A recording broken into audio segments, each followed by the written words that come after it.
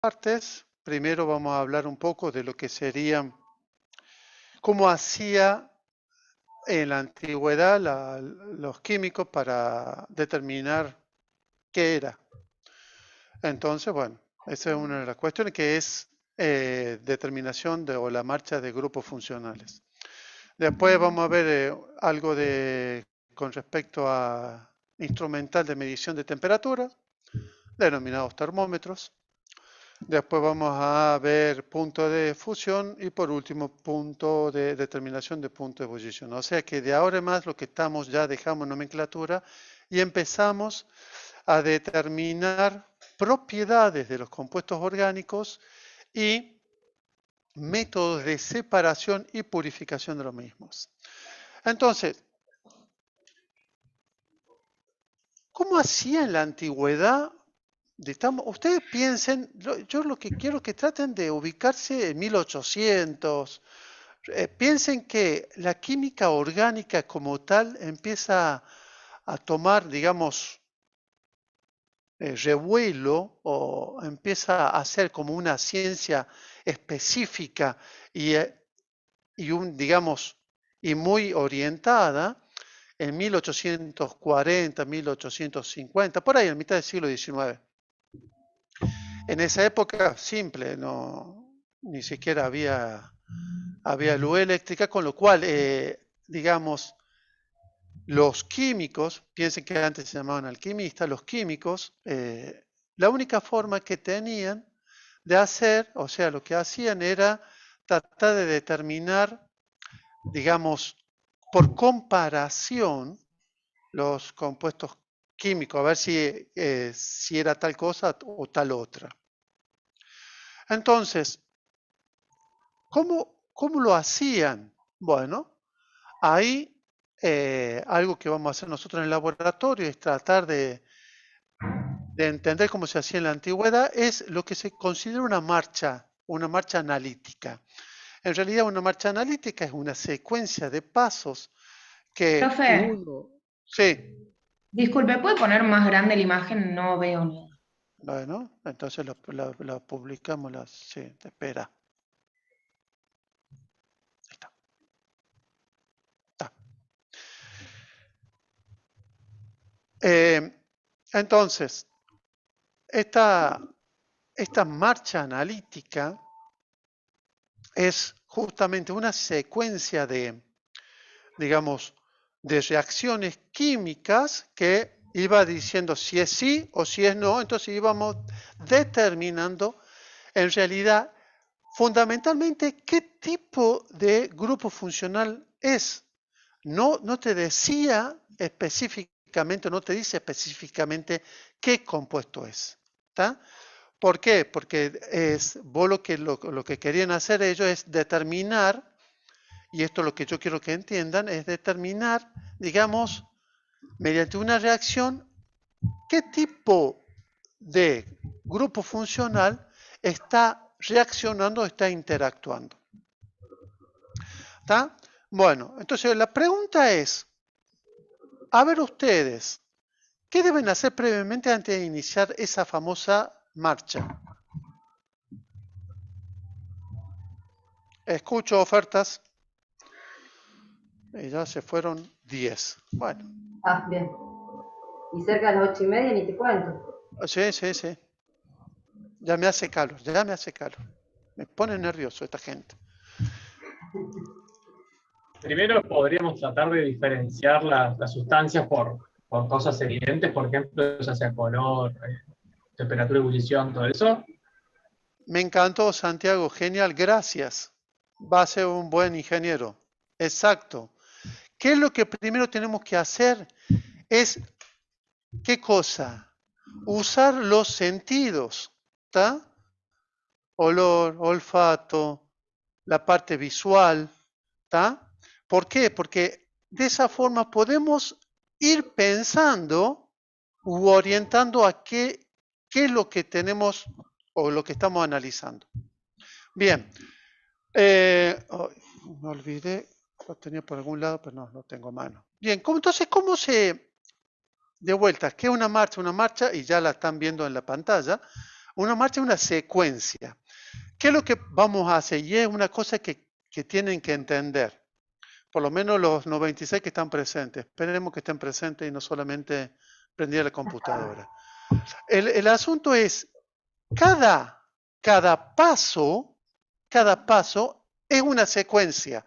O sea, yo agrego a mi tubo de ensayo, que tengo mi sustancia, agrego determinado, en este caso, como dice ahí, indicador universal, ya le voy a explicar, y me da tal cosa, ya está, lo separo, ya estoy determinando qué puede ser. ¿Está claro? La idea es, eso es paso por paso, no significa que es una secuencia escalonada, que voy agregando los reactivos uno arriba de otro. ¿Por qué? Porque me va a dar cualquier cosa. Si no, tengo mi sustancia, que normalmente vamos a agregar unas 10 gotas, le agregamos 2 gotas del indicador universal y se me tiñó o se me coloreó de algún color específico, perfecto. Ya sabemos qué puede ser y seguimos. Bueno, entonces, justamente, primero lo que tenemos que sacar o hacer cuando estamos trabajando en el laboratorio es tomar nota de todo. Nosotros lo que pretendemos es que el laboratorio ustedes lo aprovechen y la forma de aprovecharlo es anotar las observaciones. Las observaciones no es solamente lo que están haciendo, sino lo que, digamos, lo que se ve, lo que sea bueno o sea malo. ¿Por qué? Porque si yo le pongo supongamos, tenemos una sustancia y le agregamos el indicador universal y se me pone un color negro, ahí pasó algo. Bueno, entonces, evidentemente, o algo hicimos mal, o directamente lo que puede ser por ahí, porque no ha pasado, que el material de vidrio no lo han dejado muy bien lavado, con lo cual hubo una reacción y me generó, digamos, un cambio de color inesperado. ¿Qué es un indicador universal? Un indicador universal, ustedes ya saben lo que es, porque ya han visto química inorgánica, el pH. Un indicador universal es una solución, en realidad, de 4, 5, normalmente 4 o 5 indicadores.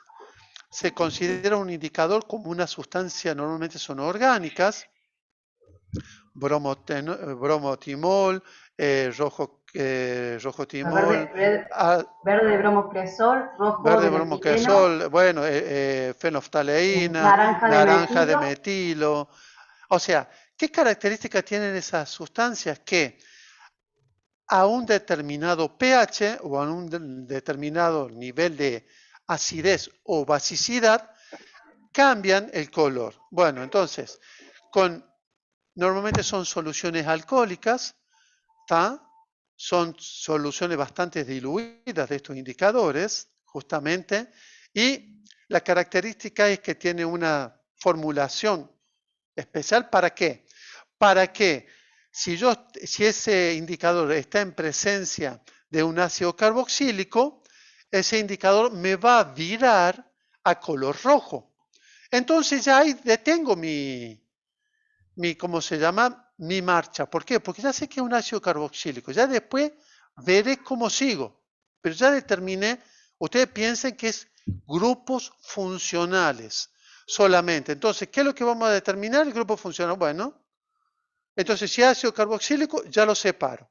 Ahora, si es verde o azul oscuro, eso va a depender de qué tipo de amina sea, o sea que es un compuesto básico, entonces ya sabemos que es una amina. Entonces también lo separamos. O sea, si es rojo lo separo, si es azul o verde, oscuro, lo separo, es una amina. Y ya después veremos qué otra cosa podemos hacer para confirmar que estamos en presencia de una amina o de un ácido carboxílico. Bien, ¿qué pasa si es amarillo? Bueno, entonces si es amarillo sería todo lo otro que no es ni amina ni ácido carboxílico. ¿Está? Entonces, amarillo o amarillo naranjita, o sea que el amarillo no es necesariamente amarillo, digamos, nítido amarillo o amarillo patito. No, no, puede variar y va a variar de acuerdo a qué. También de acuerdo a la presencia de qué sustancia estamos hablando. Que puede ser un hidrocarburo saturado o insaturado, un alcohol, un aldehído o una acetona. Entonces, ¿qué es lo que hacemos ahora? Ya está, lo separamos de vuelta a esa sustancia que me dio amarillo, le agrego de vuelta 10 gotas a un tubo de ensayo y le agrego una solución de permanganato de potasio. ¿Qué es el permanganato de potasio? Químicamente, van a decir que es una sal de potasio. ¿Hola? ¿Se nos fueron? Ya se fueron Sí, 3 más. tenemos 95. 92. oxidante. 90. ¿Cómo? Un agente oxidante. ¿Un qué? Disculpa, alguien habló pero no le escuché. Un agente oxidante. Ah, Muy un bien. agente oxidante, perfecto, un agente oxidante. En el chat escriben, espere, profe, que estoy pensando. Muy bien, pero sí, Solo si es amarillo le agregamos eso. claro. O todos los colores. Vamos de Ay, vuelta, vamos de vuelta. Esto lo que estoy marcando, no sé cómo se puede marcar, sé que se puede marcar, anotar. A ver. Ah, a ver, acá cómo cargo puedo dibujar. Acá. Esto es una primera etapa. Ya ahí determinás una cosa, o sea, ya dejas ese tubo de ensayo.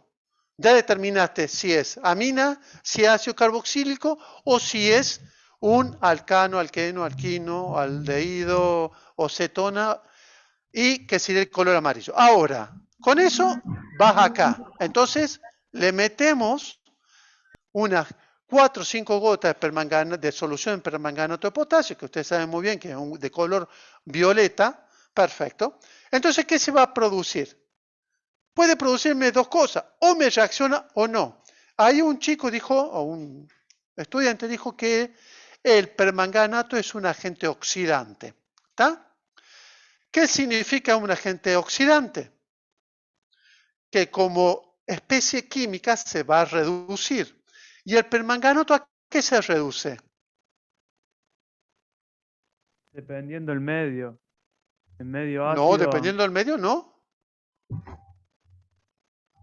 Disculpe. No. No depende del medio. ¿Se reduce o no se reduce? Si se reduce a algo. Dióxido de manganeso. Perfecto, Rosario, me encantó. Sí, dióxido de manganeso. El dióxido de manganeso, si uno lo quiere ver, qué sé yo, agarre una pila de las viejas, no de las alcalinas, sino de zinc, carbono. Bueno, esa es el sólido negro es dióxido de manganeso. Bueno, entonces, ¿qué pasa? Si se redujo, significa que oxidó. Si se redujo, significa que oxidó ese compuesto. Y para oxidar ese compuesto, como es un agente oxidante dentro de todo débil, o sea, es un agente oxidante, pero no tan fuerte, ¿estamos? Entonces, ¿qué pasa? ¿A quién va a oxidar? A los alquenos, que sabemos muy bien que son, digamos, el doble enlace es muy reactivo, o los aldehídos, que ese grupo carbonilo se oxida fácilmente a un grupo ácido. ¿Estamos? Bueno, entonces, por eso dice café oscuro, que en realidad puede quedar disperso en solución el color café oscuro o puede quedar un precipitado muy fino, digamos, justamente de color muy oscuro, marrón oscuro o negro. ¿Está? En cambio, si la solución solamente queda de color violeta, o sea, ¿qué significa? Que el permanganato no reacciona, vamos a estar en presencia de alcohol, de alcano o de una acetona. ¿Está? Bien. Ahora, si es de vuelta, llegado acá, ya está. ¿Qué hacemos? Lo sacamos. Esto ya se fue. Vamos a la parte de que reaccionó. Entonces, ¿cómo diferenciamos si es alqueno o aldehído? Para eso tenemos lo que es reactivo de Tollens, ¿tá? Que en realidad el reactivo de Tollens es un reactivo de nitrato de plata amoniacal. Entonces, ¿cuál es la característica? Este reactivo, o sea, el cobre y la plata más 1, me confundí, la plata más 1, se reduce justamente en presencia de aldehídos para generar plata metálica. Por eso se me genera el denominado espejo de plata. O sea, lo que vamos a ver es en la pared del tubo de ensayo, en el caso que sea un aldehído, digamos, se me va a formar el espejo de plata. ¿Tá? Si no pasa nada, y encima que la solución del nitrato de plata amoniacal no tiene color, entonces vamos a ver que directamente me queda de la misma solución que tenemos, que no es esta, ¿eh? Estamos hablando que es un nuevo tubo de ensayo con nuestras 10 gotas digamos, de la sustancia que yo quiero determinar qué es. Entonces ya acá paramos. Ya acá paramos, o determinamos que es un aldehído o determinamos que es alqueno.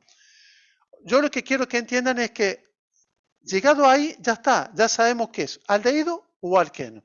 Ahí hay que entender otra cosa. Estas marchas sirven solamente para sustancias que presenten un grupo funcional. Ahora, y ustedes saben muy bien, porque ya hemos hecho mucho ejercicio y a su vez hemos comentado. Además, los trabajos de nomenclatura han visto que hay un montón de compuestos que tienen más de un grupo funcional. Bueno, no se puede aplicar esto así de esta forma. ¿Tá? ¿Por qué? Porque me va a dar justamente que me va a dar presencia de uno y presencia de otro. Entonces, bueno, ahí hay que hacer otro tipo o adicionar ensayos o determinaciones. En el caso de que, volvemos al paso anterior, en el caso de que no reaccione, sabemos que es un alcano, un alcohol o una acetona. Ahora, agregamos dinitrofenilhidracina, que en realidad es una solución amarilla. ¿Tá? ¿Qué pasa? Si no reacciona y queda con ese amarillo muy suavecito, eso me está diciendo justamente de que no reacciona. En cambio, si me da una especie de precipitado amarillo, anaranjado, sí, una especie de precipitado, un complejo, en realidad es un complejo, es justamente, estamos en presencia de cetona. ¿Está? Entonces acá ya paramos, ya sabemos que es una acetona. Entonces, si no reaccionó, ¿qué pasa? Podemos definir lo que si es alcohol o un alcano. ¿Y qué sabemos del alcohol o del alcano? Simple. Nosotros sabemos que el alcano es la sustancia más estable que hay, o sea, de los compuestos orgánicos, sabemos que se la denomina parafina, por ende no reaccionan o no reaccionan fácilmente, con lo cual es fácil, digamos, de demostrar eso. Pero, digamos, para que sea más fácil, para determinar si es alcohol, adicionamos sodio metálico. ¿Qué pasa? Si es alcohol con sodio metálico, y ustedes saben bien que se forma justamente una sal de alcohol, de sodio, entonces, ¿qué se me va a producir? Se me va a empezar a generar hidrógeno, o se va a generar burbujeo. ¿Tá? Recuerden que es la sustancia pura, no estamos hablando de solución ni nada, sustancia pura. Entonces le agrego el sodio metálico y al tubo de ensayo y ahí van a ver si hay burbujeo, es alcohol. Si no hay burbujeo, es un alcano. ¿Tá? Entonces, yo lo que quiero que entiendan para sintetizar un poco, bueno, creo que las otras... Sí, bueno, eso ya está. ¿Y ahora cómo hago para borrar esto? Ahora, ¿cómo hago para borrar esto? ¿Alguien que me Lo ayude? usamos el sodio metálico en laboratorio. Es más, este práctico, esto que está explicando Carlos, lo hacemos paso a paso en laboratorio. Y usamos Sí. el sodio metálico, lo usamos con alcohol y lo usamos con agua. Y ahí van a ver la diferencia de reacción entre uno y otro. Obviamente que la cantidad de sodio que usamos es muy pequeña. Entonces no es que tenemos grandes reacciones, sino que reacciona de una forma más tranquila. Ahí está. Bien. Bueno, yo lo que quiero que entiendan es que cada paso es, o sea, cada uno de estos es un paso. Hecho, se descarta. Hecho, se descarta. O sea, se anota si reaccionó o no, entonces se descarta. ¿Está? Porque si nosotros vamos agregando a cada cosa el siguiente reactivo, me va a dar cualquier reacción. Bien. Ese sería el primer práctico que vamos a hacer. En realidad ese es un práctico y después vamos simultáneamente con ese práctico también vamos a hacer un práctico de solubilidad de compuesto orgánico, que en realidad es otra marcha igual y también me ayuda justamente a definir qué tipo de compuestos son. Bien. ¿Cómo medimos la temperatura? Bien, para medir la temperatura en el laboratorio tenemos nuestros queridos termómetros. ¿Tá? Acá pueden ver varios tipos de termómetros. ¿En qué se basa o cuál es? A ver, ¿qué tipo de termómetros conocen ustedes? Bueno, ahí lo ven, pero a ver, cuenten un poco. ¿Han visto ustedes todos estos termómetros? ¿No? Maximiliano, Sí, Eduardo. el de mercurio sí, el En el eléctrico sí, el de infrarrojo también. En el laboratorio Perfecto. trabajamos mucho con los de mercurio, por ejemplo. ¿Cómo? En el laboratorio trabajamos mucho con los de mercurio, pero de los láser, eso no los usamos. No Perfecto. alcanzan. Bien, bueno, acá después se lo voy a mostrar personalmente. Acá tienen uno. Calculo que lo están viendo. ¿O no? Bueno, sí, se supone Sí, que si me profe. ven a mí. Sí, lo estamos viendo. Si me ven a mí, bueno, este es uno. La característica, es más, es parecido al que está ahí. Bueno, la característica de este, que bueno, uno puede medir cómo se mide el infrarrojo, justamente lo que saben muy bien que toda sustancia emite radiación infrarrojo. Bueno, esto tiene un sensor de infrarrojo, pero ¿cuál es el problema? El problema es que por acá mide la temperatura, entonces para yo medir la temperatura tiene que estar bastante cerca, porque si cuanto más lejos me alejo más, digamos, el ángulo o el área de donde mide es cada vez mayor. ¿Estamos? Por eso por ahí, esto es para medir alta temperatura a una distancia más o menos prudencial. Y este que tengo yo en estos momentos mide hasta 1200 grados, 1400. Y lo probé y sí, da cerca de 1000 grados, sí llegó. Bien, después tenemos, este sería el infrarrojo, ¿está? Después tenemos otros termómetros que ustedes dijeron que son de mercurio, ¿está? ¿Qué características tiene el mercurio? ¿Qué me pueden decir del mercurio? Que se expande con el calor. Sí, como cualquier Tiene cosa. bajo punto de El fusión. mercurio es sensible, su volumen es muy sensible a la temperatura. Si está a bajas temperaturas se contrae, si está a elevadas temperaturas se expande. ¿Por qué? ¿Por qué me Porque pueden decir es como eso? una característica del elemento en sí, por su estado de metálico. No, no es por una característica del elemento en sí, sino es por una característica al que pertenece, no por el elemento en sí. Porque es metal. Piensen eso. ¿Cuál es la característica del mercurio? ¿El único metal líquido? Sí. No, creo que hay otro. El cesio también En es condiciones líquido. normales de temperatura es líquido. Por eso se dice que es común. Pero hay otro que es líquido también, pero no me acuerdo si el teluro.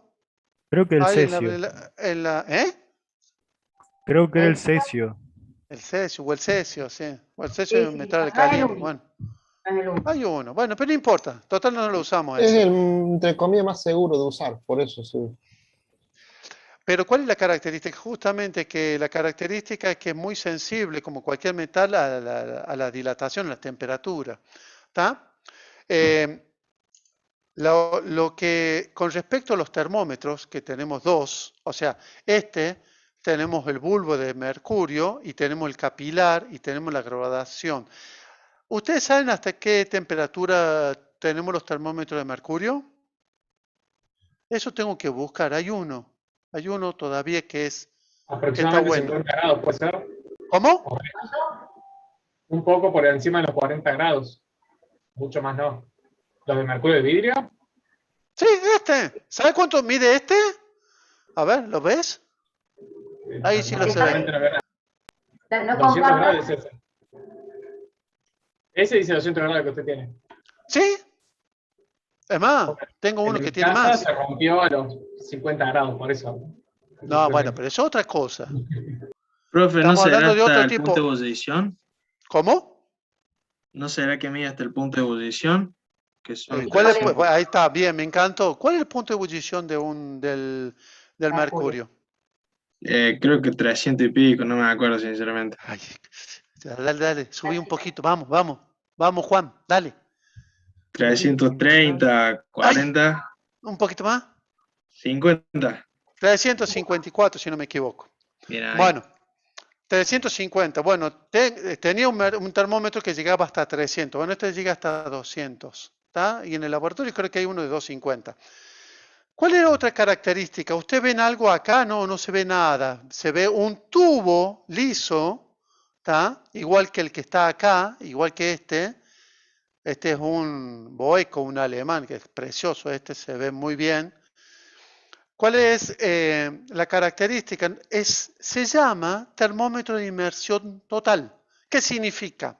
Que el termómetro, para que mida correctamente, todo el termómetro, todo el termómetro tiene que estar inmerso en el ambiente que está midiendo. ¿Se entendió eso? O sea, si yo lo pongo acá en el aire, en esta habitación, me está tomando la medida de la temperatura de la habitación.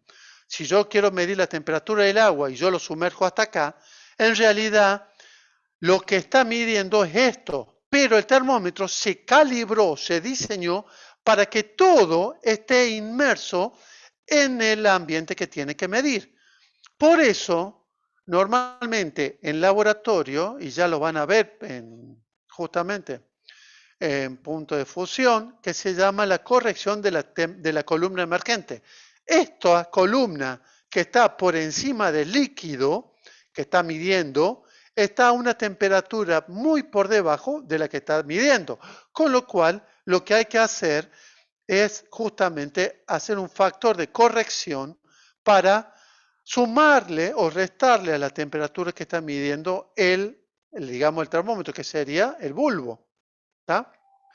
Bien, cuando ustedes ven que el bulbo es chiquito, normalmente la escala de ese termómetro es amplia. Cuando ustedes ven un termómetro con un bulbo más grande, que no lo traje porque sinceramente me lo olvidé, más grande, la escala o el rango de medición es bastante menor. Pero esos termómetros de rango de escala menor tienen una característica, además de que la escala es más chica. Se los considera o se los llama termómetro de inmersión parcial. Como fíjense acá lo ven, esta rayita, ¿se ve la rayita negra?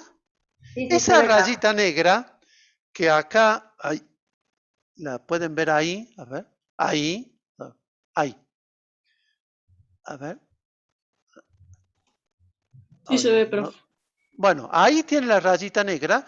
Esa rayita negra significa que el termómetro tiene que ser inmerso hasta ahí para que la temperatura que me mide sea la temperatura real a la que se encuentra ese líquido. ¿Estamos? Bien. En este caso, el termómetro, si ustedes se fijan, no es de mercurio. En realidad es de alcohol, por ende, el rango de temperatura es bastante estrecho. Va desde menos 10 grados, menos 20 grados, hasta 60 grados, más no. ¿Está? normalmente, pero ¿cuál es la característica? Son bastante precisos y bastante, digamos, exactos. ¿Tá? Por eso se utiliza para medir temperatura de líquidos o sobre todo, digamos, por ejemplo, sí, temperatura de líquidos en temperaturas ambientales, este tipo de termómetro.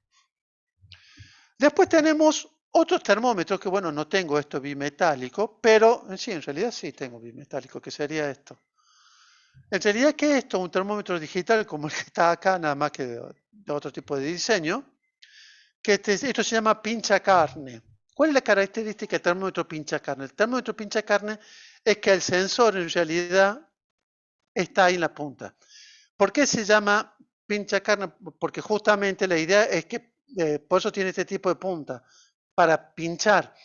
Porque lo que mide es, ¿y cómo mide? En realidad este termómetro es un bimetálico.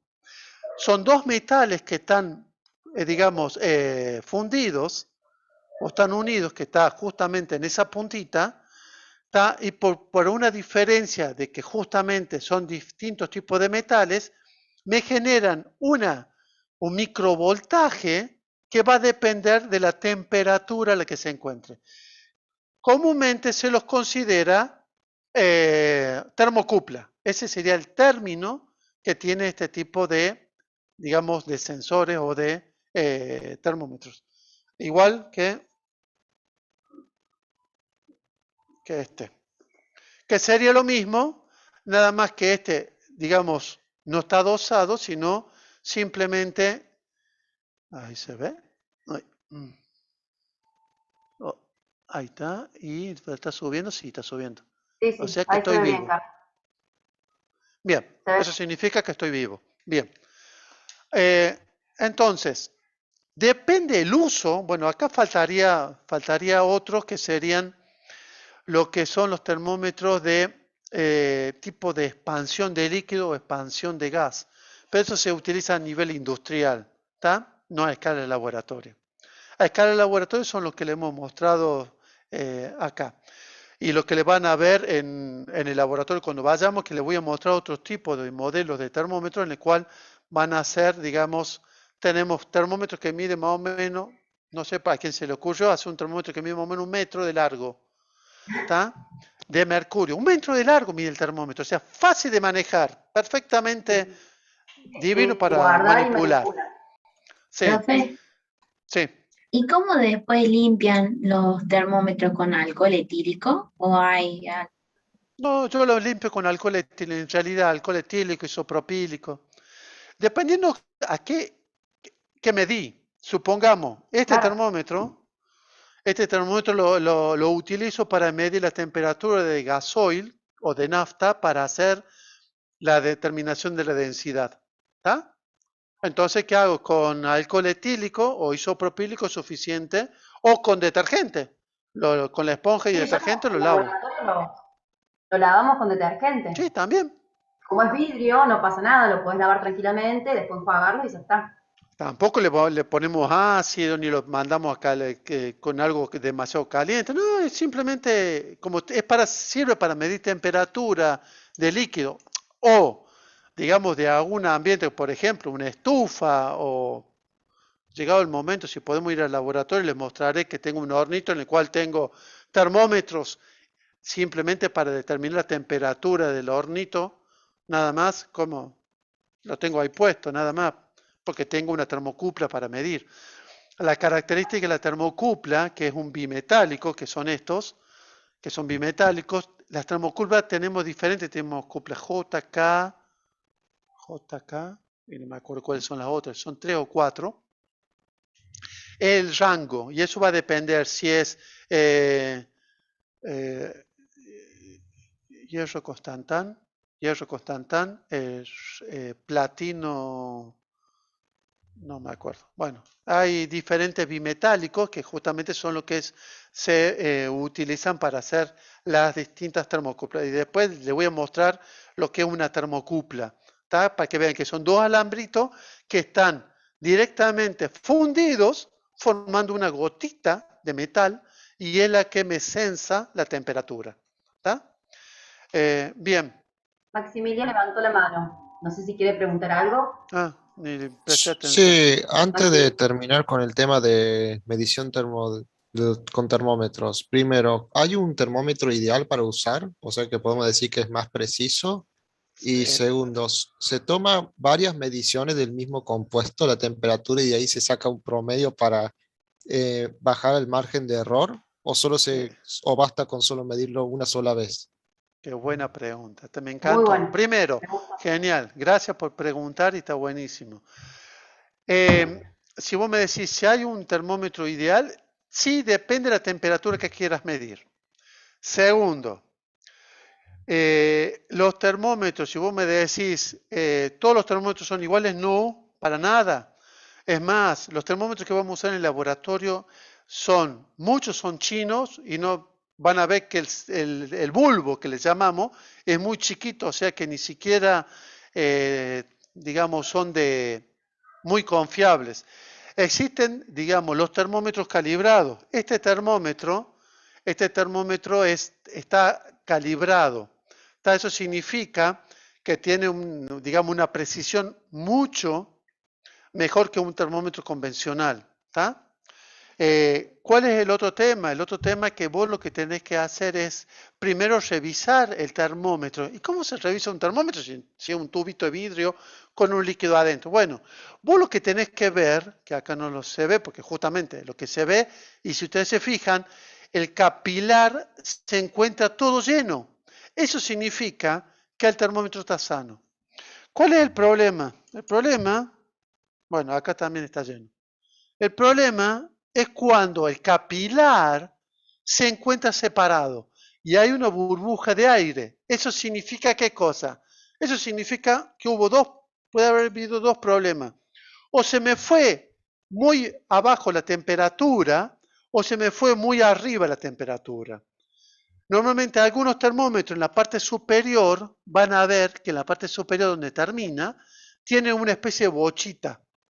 ¿Tá? Entonces, cuando se sube demasiada la temperatura para que no reviente o explote, ahí, como está el vacío, el capilar, ahí, digamos, llega hasta ahí, llega el mercurio y después algo de ese vacío, de lo que quedó ahí, entra en el capilar y entonces se me separa el capilar en varias partes. Ya les voy a mostrar justamente termómetros que ya no sirven, porque son termómetros de rango chico. Lo que pasa es que le elevaron demasiado la temperatura, entonces, digamos, cuando se enfrió, se cortó el capilar de mercurio y eso ya no sirve. Claro.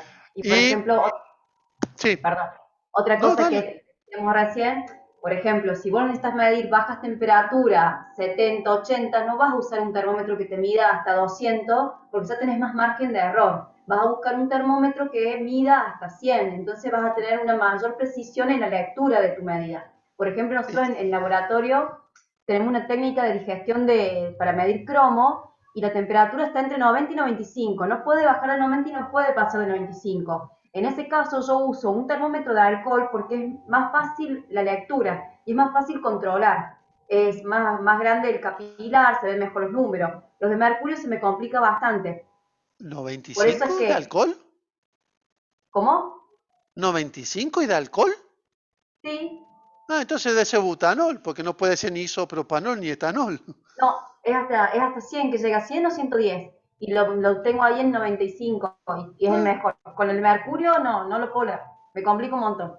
Y eso que tengo de mercurio de 100 y mercurio hasta 200. Y el de 100 no. 110. Pero bueno, es en base a lo que vas a medir lo que necesitas. Un ejemplo es ese. Si yo voy a medir en 90, 60, no voy a usar un termómetro que me mida hasta 200. No tiene sentido. Claro, y si es líquido, normalmente te conviene usar un termómetro de inmersión parcial. Entonces, vos solamente metés dentro del líquido esto y lo que vos medís en la columna emergente ya está, es la temperatura a la cual se encuentra el líquido.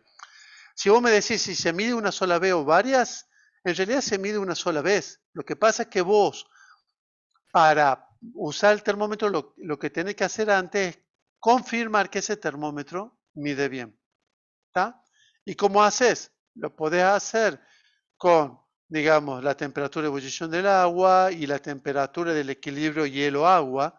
Entonces ahí tenés dos rangos bastante, va a haber, o sea, en Córdoba estamos a 400 metros de altura, con lo cual el punto de ebullición saben muy bien que va a ser menor, pero tenés ya, digamos, una temperatura más o menos bastante cierta en el punto de ebullición del agua y una temperatura del equilibrio hielo-agua bastante cierta también. Es que yo preguntaba más que nada porque, por ejemplo, en física nos pedían hacer muchas mediciones y después teníamos que hacer un cálculo para sacar el margen de error y tener un dato más preciso. No sé si en química orgánica en el laboratorio lo aplicamos también. No. No, Cuando porque en hacían, realidad ¿qué tipo de ejercicio hacían para, qué medían? ¿Qué temperatura de qué? ¿De líquido? ¿De qué es lo que medían ustedes? Que debían ser varias. Longitud, volumen, esas clases de cosas. Y no sé si en la temperatura también aplica.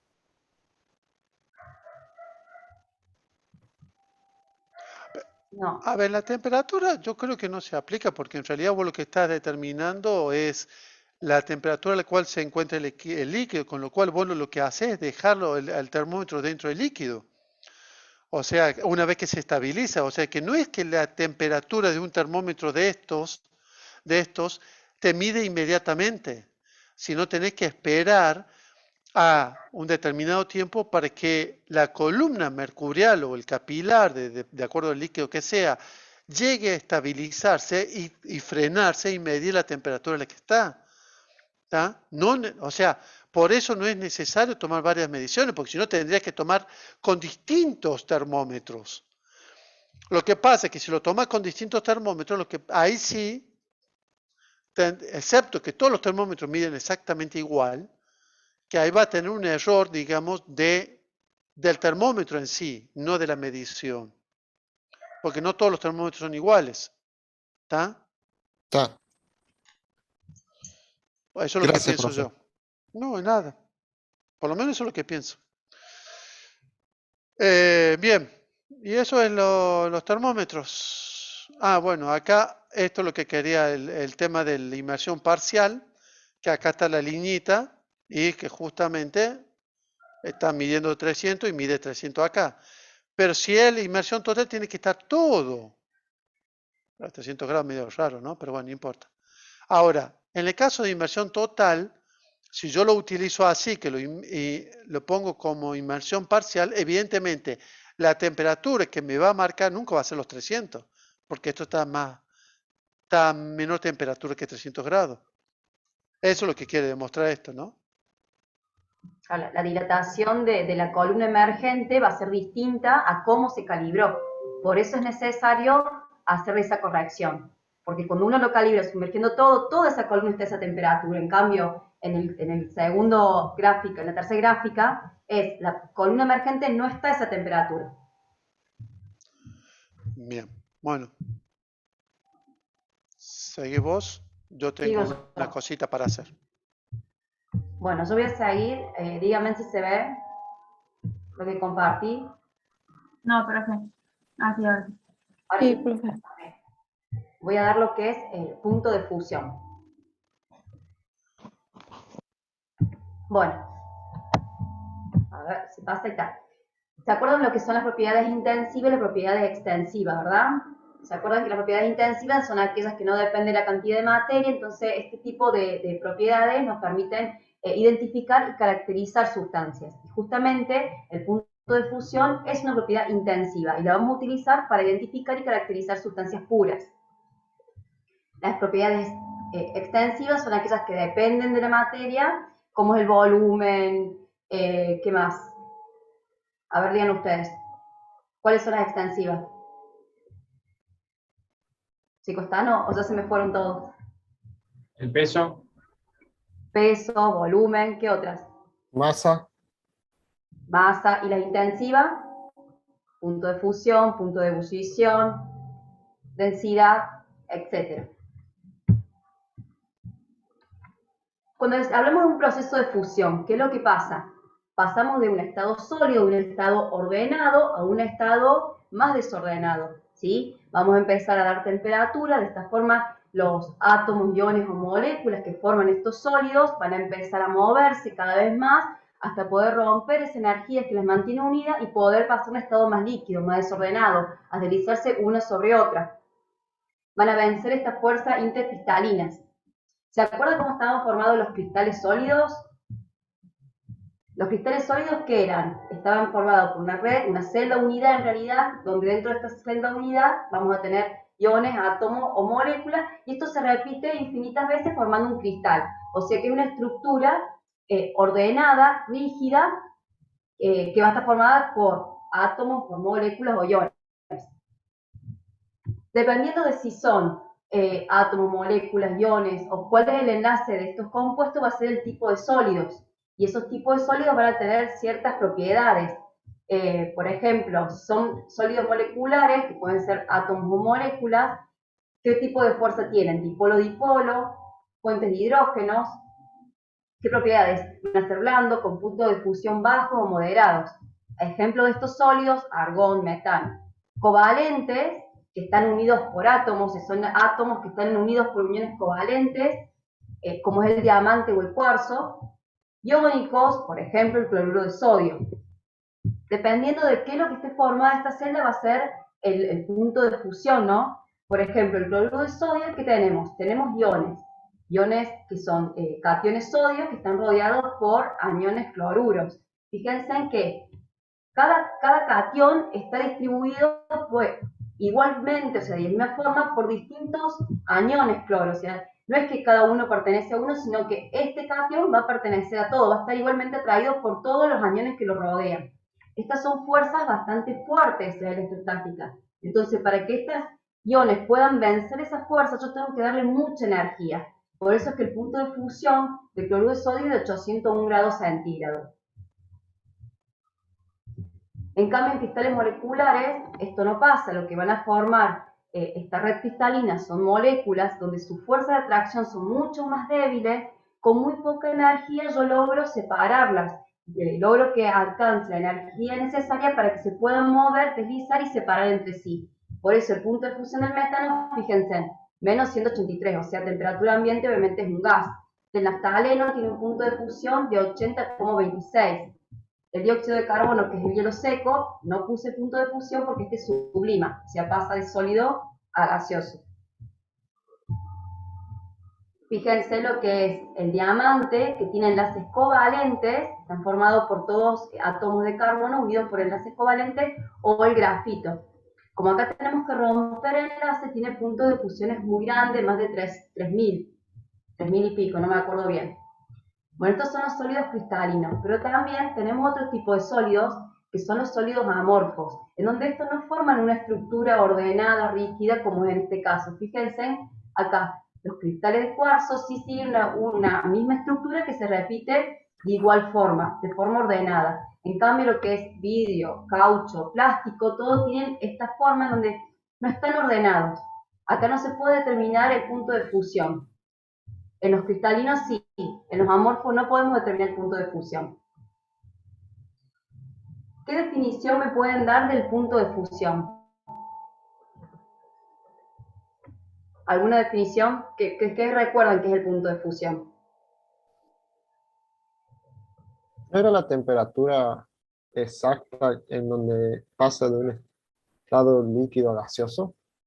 No, de líquido a gaseoso, eso es punto de ebullición. Estamos fundiendo. ¿Qué es el? Bien. Era de líquido a sólido. Bien. El punto de fusión vamos a tener dos definiciones. Uno que es la temperatura, la presión atmosférica, en donde un sólido pasa a estado líquido. También puede ser que es donde la presión de vapor del sólido es igual a la presión de vapor del líquido. Cuando hablamos de compuesto puro, si nosotros empezamos a calentar un sólido, vamos a ver que se calienta, su temperatura se va aumentando, hasta que llega un punto, que es el punto A, donde empieza a fundir. Y esa temperatura se va a mantener constante, o prácticamente constante. Va a variar 0,5 a 1 grado aproximadamente, más de eso no, hasta que toda esa masa de líquido funda. Una vez que toda la masa fundió, recién ahí va a volver a aumentar su temperatura. Por eso es una temperatura, una única temperatura, la temperatura de fusión, ¿sí? Yo tengo una masa de un sólido, lo voy a calentar, esto empieza a fundir, no va a seguir aumentando la temperatura. Cuando todo el sólido fundió, todo el sólido se transformó en líquido, recién ahí va a empezar a aumentar la temperatura. Esto pasa con los compuestos puros. Por eso es que se utiliza el punto de fusión como criterio de pureza. Ya vamos a ver un poquito más adelante. Por lo general, en la mayoría de los compuestos, cuando funden, dilatan, ¿sí? Aumentan su volumen al fundir, y cuando solidifican, contraen. O sea que si yo aumento la presión, va a aumentar el punto de fusión. Pero esto no pasa en todos los casos. Y uno de los casos es el agua. Fíjense que nosotros ponemos agua en un freezer, y cuando esté congelada esa agua, aumenta el volumen. ¿Por qué sucede esto? Por la distribución que tienen dentro de esa red cristalina. Recuerden que tenemos moléculas que van a quedar rígidas, entonces tienen que buscar un equilibrio entre la atracción y repulsión. Lo que hace que forme una estructura donde queda mucho espacio, mucho aire adentro, que es lo que no sucede en líquido, por eso aumenta su volumen. Pasa con el agua y con otras sustancias pasa exactamente lo mismo. Pero la gran mayoría se cumple de que es al revés. Cuando funden se dilatan y cuando pasan a estado sólido se contraen. En cambio el agua en estado líquido empieza a deslizar uno sobre otra, entonces no necesita quedar rígida a cierta distancia.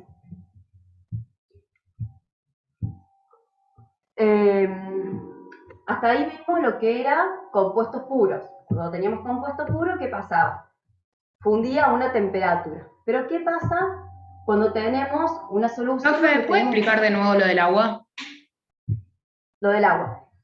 Porque compuestos como el agua y otros compuestos, en vez de reducir su tamaño cuando solidifican, es al revés, se expanden, ¿sí? ¿Por qué se expanden? Recuerden que las moléculas de agua hay una atracción y una repulsión. Cuando están en estado líquido, ¿qué pasa? Se van deslizando unas sobre otras, si están en permanente movimiento, por más que nosotros veamos el agua calma, las moléculas se van deslizando. Pero cuando están en estado sólido, que quedan rígidas, que van a mantener una distancia, tienen que buscar la forma en donde la repulsión y la atracción queden en equilibrio. Lo que hace es formar un hexágono. Cristaliza como un hexágono. Al cristalizar en forma de hexágono, queda mucho espacio con aire adentro. ¿Por qué? Porque es la distancia que queda más cómoda, donde la atracción y la repulsión es la mínima. Al formar ese hexágono y quedar mucho espacio libre, aumenta su volumen. Ahora se entiende la diferencia por qué se expande cuando está en sólido y se contrae cuando está en líquido. Sí, profe. ¿Queda claro? Profe. ¿O no? Sí. ¿Puede dar un ejemplo? Porque usted dijo que hay alguna sustancia que pasa al contrario que el agua. ¿Puede dar algún ejemplo de alguna sustancia?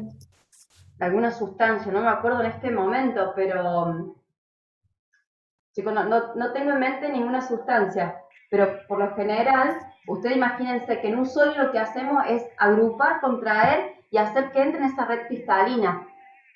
Por eso es que se contrae. No tengo en este momento en la cabeza, no me viene ninguna sustancia, pero por lo general lo que hacemos es acercar esas partículas lo que más podamos para que formen esta red cristalina. Entonces, al estar en estado sólido es como que se comprimen. En estado líquido se expande, funden, toman temperatura y van a expandirse. Es lo que generalmente pasa. Al tener más temperatura empiezan a moverse más y se mueven más libremente, se expanden más. Acá veríamos cuando tenemos una solución donde hay dos o más componentes, qué es lo que sucede con el punto de fusión. Fíjense en que tenemos en este gráfico, voy a ver si se puede poner un... Profe, perdón. ¿El agua es un ejemplo de que funciona, digamos, al revés? ¿O Claro, hay, digamos, o es la única? Es una excepción a lo que pasa con la mayoría de las sustancias. Yo lo expliqué recién, en la mayoría de las sustancias... Claro, pero ¿hay más del agua o solamente es el agua? No, hay más. Ah, hay ok. otros compuestos que pasan lo mismo, pero dije, en la mayoría es al revés, es al fundir aumenta su volumen, pero tenemos excepciones, o sea, no se dan todos los casos. Me parece que había otro compuesto, no lo tengo acá, pero sí hay más compuestos que justamente pasa lo mismo. Al solidificar, como que tienen que mantener una distancia donde los equilibrios entre atracción y repulsión sea la mínima, genera que queden espacios libres, entonces aumenta su volumen. En otros no, en otros contrae. Fíjense en esta gráfica que tenemos presión de vapor. ¿Se acuerdan que yo les dije en otra de las definiciones que el punto de fusión es la temperatura donde la presión de vapor del sólido es igual a la presión de vapor del líquido? Entonces acá tenemos la línea A que nos indica el estado líquido, la presión de vapor en estado líquido, y esta curva A donde indica la presión de vapor del compuesto A en estado sólido. En TW, no sé si alcanzan a verlo,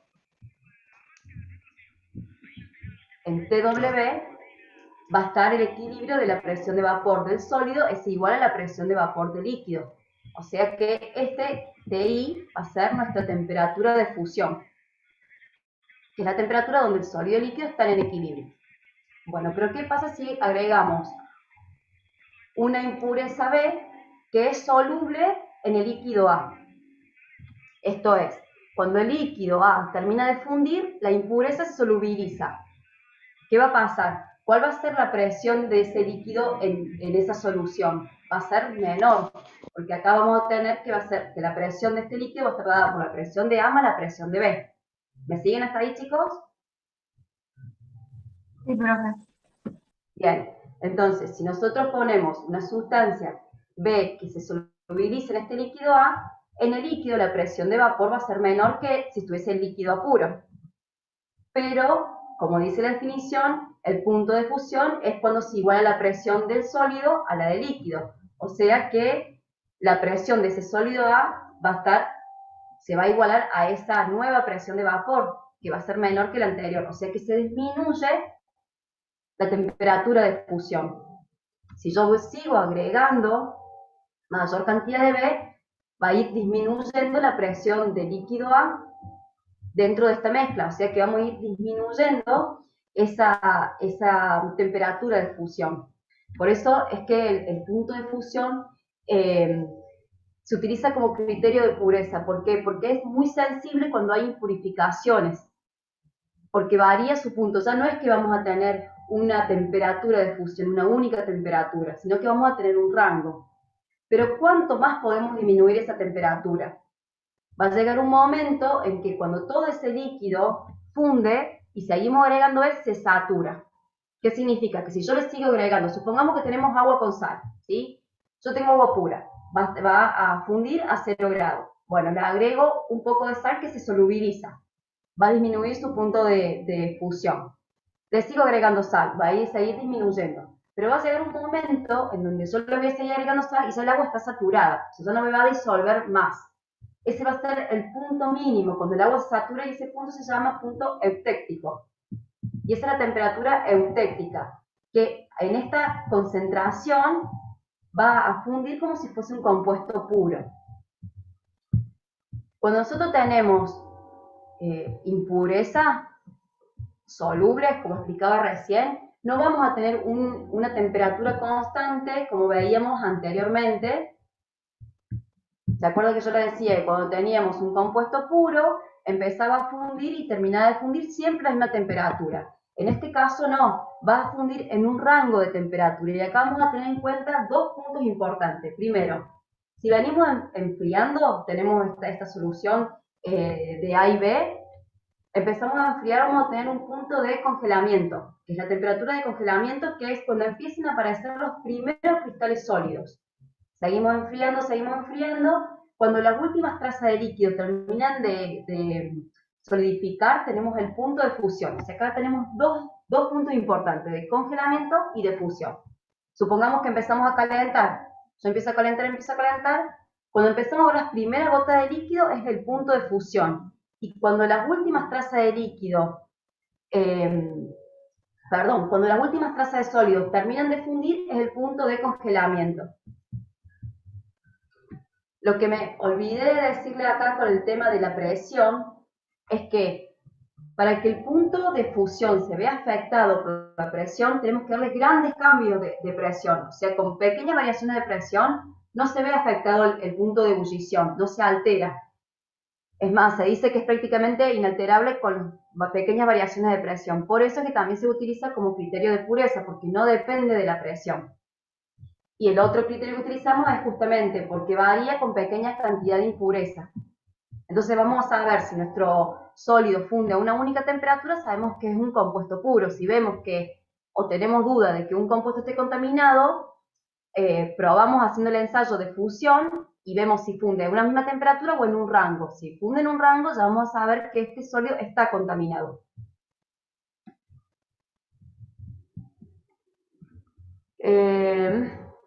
Deme un segundito, dejo de compartir.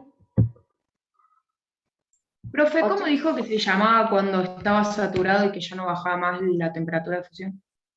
Punto eutéctico.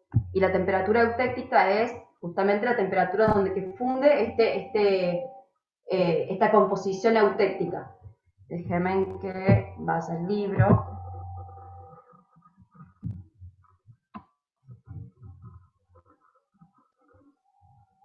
Y ahora lo que quiero explicar es justamente un diagrama. Ahora en que me fui.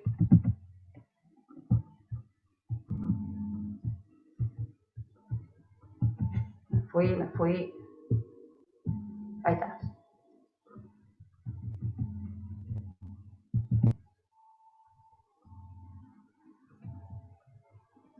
Fíjense en este diagrama. Bien. Este es un diagrama en donde tenemos dos fases o dos compuestos que nos forman una mezcla eutéctica. ¿Cómo vamos a analizar este tipo de diagrama? Acá tenemos temperatura, acá tenemos 100% del compuesto B sobre esta línea, acá nos indica la temperatura de fusión del compuesto B, de este otro lado vamos a tener 100% del compuesto F, y su punto de fusión va a ser donde nos marca esta línea. ¿Cuál de estos dos tiene mayor punto de fusión?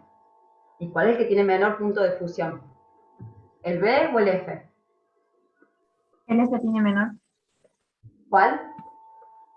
El F. Bien, el F es el que funde a menor temperatura y el B funde a mayor temperatura. Supongamos que nosotros estamos en R, ¿sí? En esta composición. Sería 70 de B y 20 de F. Si nosotros tenemos un líquido y empezamos a bajar la temperatura, ¿qué va a pasar? Una vez que lleguemos a R1, esto es, acá arriba tenemos líquido, en esta zona empieza a cristalizar, esto tenemos una curva que empieza a cristalizar, este es el punto eutéctico, acá tenemos sólido más líquido, y por debajo de esta línea vamos a tener sólido. Yo estoy parado en R, tengo un líquido con esta composición, supongamos 30% de I y 70% de X. Empezamos a bajar la temperatura. Una vez que llegamos a R1, ¿qué vamos a tener acá? Vamos a tener los primeros cristales de B puro en equilibrio con el líquido de esta composición. Si yo sigo bajando, supongamos que llegamos sobre esta línea, ¿qué vamos a tener sobre esta línea? Vamos a tener sólido y líquido. ¿Qué sólido? Vamos a tener sólido B puro y líquido de esta composición. ¿Sí? ¿Se entiende? Es un sólido que va a ser un líquido que va a ser más rico en el compuesto I. ¿Por qué? Porque parte del compuesto B ya me precipitó. Si yo sigo bajando la temperatura, vamos a llegar a R2, en donde vamos a tener en equilibrio sólido B y líquido de la composición eutéctica. O sea, ese líquido está saturado de compuesto F. Tenemos una composición eutéctica. Si yo sigo bajando más la temperatura, vamos a obtener sólido, todo sólido. Vamos al revés, estoy en R3, yo empiezo a calentar. Empezamos a calentar, llegamos al punto R2. ¿Qué vamos a tener? Sólido en equilibrio con líquido de composición eutéctica. Yo sigo calentando, llegamos hasta acá, vamos a tener sólido con líquido de esta composición, más rico en el compuesto I. Si yo sigo calentando, llegamos al punto R, donde vamos a tener las últimas trazas del sólido en equilibrio con líquido de esta composición. Y si sigo aumentando la temperatura, todo se me convierte en líquido. De este lado pasa lo mismo. Si yo estoy, supongamos acá. Ahí no, se me marcó. Bajamos la temperatura. Cuando tocamos esta línea, vamos a tener líquido de esta composición en equilibrio con sólido del compuesto F. Yo sigo bajando la temperatura. Cuando llegamos a esta línea, vamos a tener sólidos F con líquido de esta composición. Seguimos bajando la temperatura, llegamos a la línea o a la temperatura eutéctica, vamos a tener sólidos F en equilibrio con líquido de la composición eutéctica, y por debajo de esa temperatura va a estar todo en estado sólido. Déjenme Profe, ver. una pregunta. Ahí en el sólido, el F, cuando tiene sólido B que tiene mayor temperatura de fusión, ¿no tendría que ser al revés la curva? Porque si tengo una temperatura una mezcla de el F que tiene, por ejemplo, 50 grados y del B que tiene 100, si yo le pongo B, ¿no tendría que ser mayor? No te estoy entendiendo, No sé si- disculpa. Porque el F tiene mayor temperatura de fusión que el B, ¿no? Lo que pasa es que te encontrás el lado derecho del eutéctico. Acordate que la mezcla de dos sólidos que son miscibles me va a generar un eutéctico que tiene un punto de fusión por debajo de ambos puntos de fusión. Entonces voy a tener dos sectores. El sector que se encuentra del eutéctico al que tiene mayor punto de fusión y el sector del eutéctico al menor punto de fusión. ¿Está? Siempre el eutéctico tenés el menor punto de fusión de los dos compuestos puros, que va a ser a una concentración característica de acuerdo al sistema. Por eso, siempre el que menor punto de fusión va a tener va a ser el eutéctico. Por eso, cuando estaba hablando de B, sería como que si el I o el F tuviera más alto punto de fusión, a pesar de que estoy mezclado con X. Lo que pasa es que parte del I y del X forman el eutéctico, que forman el punto E. ¿Está? Como si fuera compuesto puro. Sí. Está bien. Bueno. Yo no entendí. Vamos. ¿Qué es lo que no entendiste? O sea, el eutéctico, bueno, no sé cómo se dice. Sí. Al subir la temperatura precipita, o sea, al bajar la temperatura, perdón. A bajar No la entiendo, temperatura. no entiendo el gráfico, digamos. Bueno. No sé cómo explicar. Vos tenés, esta es la curva de sólido. Por debajo de esta curva vamos a tener sólido y líquido. Por debajo de esta línea vamos a tener todo sólido. ¿Sí? Suponete que tenés agua con sal. Vos tenés una mezcla de agua con sal. Vamos a arrancar acá abajo. Tenés agua con sal. Cuando precipitan, o sea, no se mezclan en estado sólido. En estado sólido tenés cristales de agua y cristales de sal. Cuando se funden las primeras gotas de agua, como hay sal, se disuelve esa sal y queda saturada. ¿Hasta ahí sí entendés? Y ahí estaría formando tu eutéctico. Esas primeras gotas que se funden, se mezclan con la sal y queda saturada. Eso sería tu eutéctico.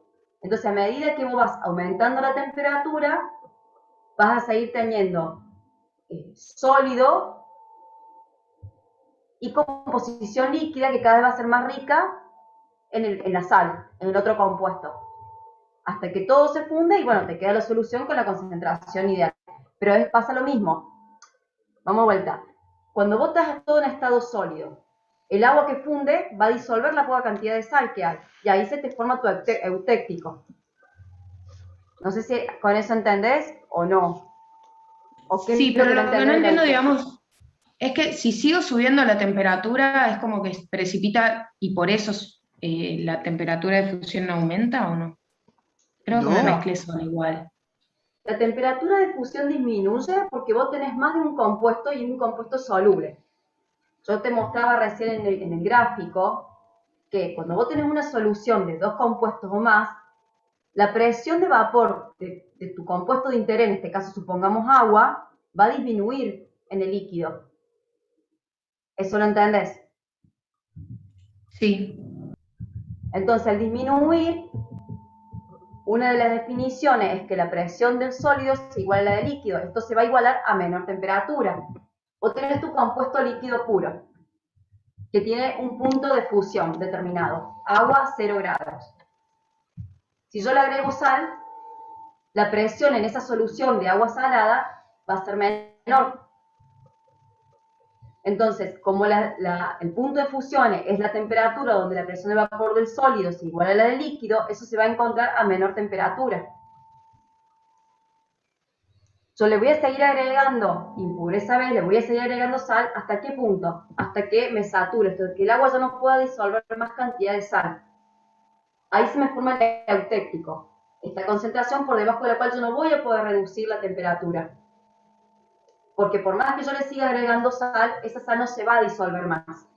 Entonces, ¿cuál es la máxima temperatura que voy a poder disminuir el punto de fusión de un compuesto y hasta que llegue a la concentración eutéctica?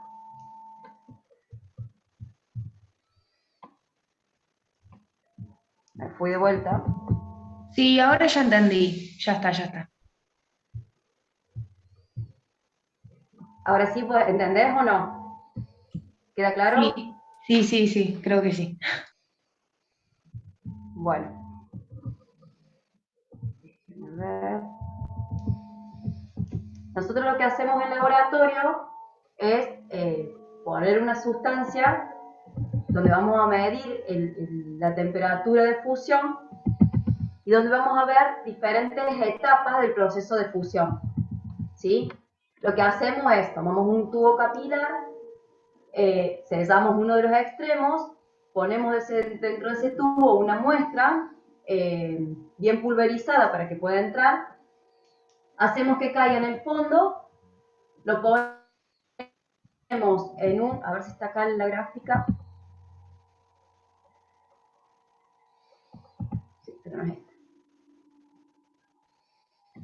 Utilizamos el tubo de Thiel, fíjense, este es un tubo de Thiel donde ponemos un líquido calefactor, suele ser glicerina lo que utilizamos, tiene que tener un punto de ebullición por encima del punto de fusión de lo que yo quiero determinar.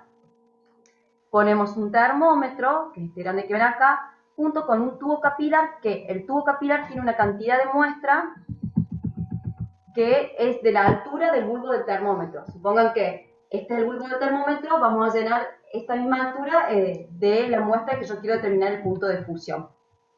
Y lo que vamos a ver es el proceso de fusión que se da en 5 etapas.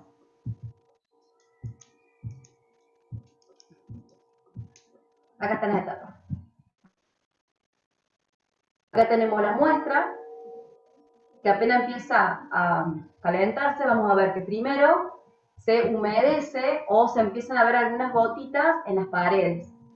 Después aparece un espacio libre entre las paredes y las muestras, después se derrumba esas paredes, queda como unos meniscos, se ven en la parte de arriba, se ven apenas unos cristales y luego queda transparente. Y ahí es cuando la muestra termina de fundir.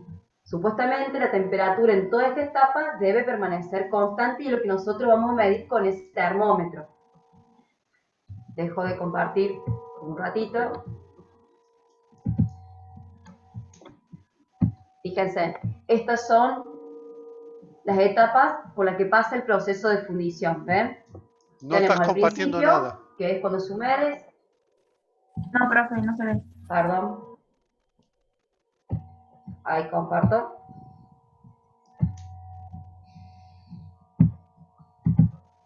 Bien. Acá están las etapas de fundición. Estos son unos tubos capilar donde tienen muestra. Fíjense en el primero, cuando empieza. Tal vez esto es lo que preguntaba uno de los alumnos recién, que Por lo general nosotros siempre determinamos el punto de fusión por triplicado. O sea, ponemos una muestra, fundimos, analizamos a qué temperatura fundió, a qué temperatura comenzó y terminó de fundir, solidificamos, volvemos a hacer la lectura, volvemos a solidificar y volvemos a hacer la lectura. Pero eso es por una cuestión de afilar nuestra visión para poder leer el termómetro. Muchas veces empieza a fundir y cuando estamos viendo esto ya pasó cierta temperatura. Entonces ya calculamos, supongamos, empieza a fundir a los 100 grados. Bueno, volvemos a solidificar, volvemos a hacer que funda y vemos que no es a los 100 sino a los 101. Es como que vamos afilando nuestra visión, vamos determinando con precisión cuál es el momento exacto en el que empieza a fundir y termina.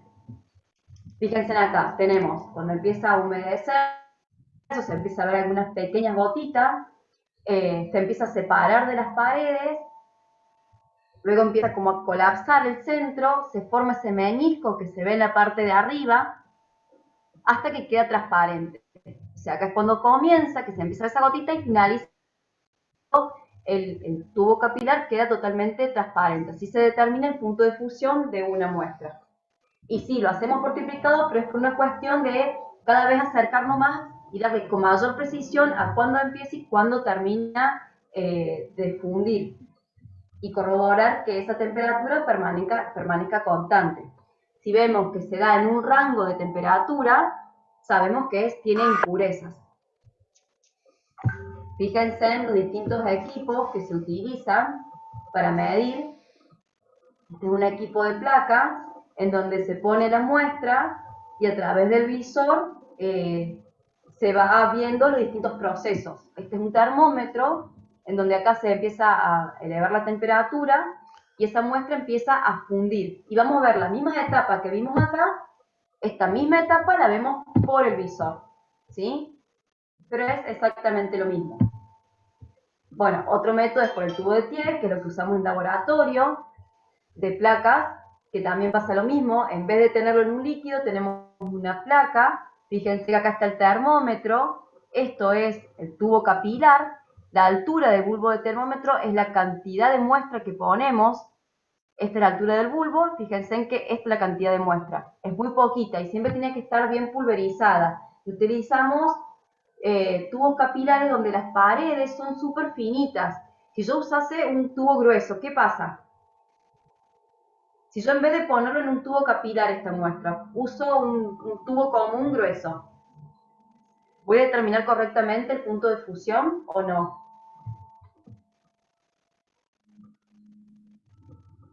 Supongo que no se usaría. ¿Cómo? Supongo que no, si no se usaría, pero no se usa. ¿Y por qué crees que no? Y porque tiene mucha más pared entre lo que estás midiendo, o sea, la temperatura que estás midiendo y lo que hay adentro de ese tubo para medir la temperatura.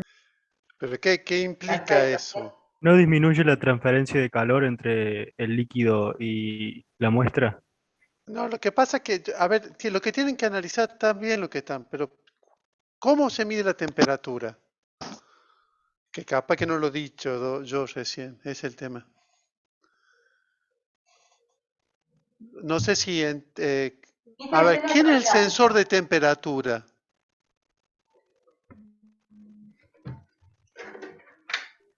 Hey, ¿cómo se mide la temperatura? Ahí lo tienen. Con el termómetro. Perfecto, muy bien.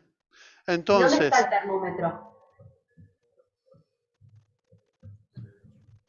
En ese punto está más lejos, en esa imagen que muestra está más lejos de la fuente de calor.